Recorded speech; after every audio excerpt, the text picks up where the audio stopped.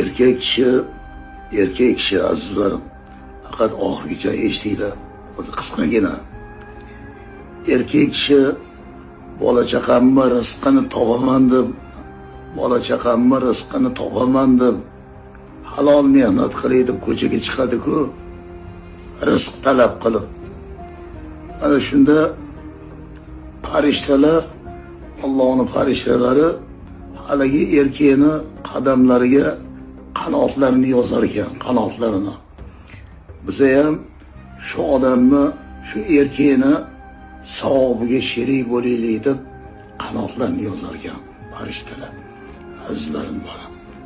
Har erkak zoti borki, Allohim halol tirikchiligiga ilohim barakot bersin azizlarim mana. Rahmat.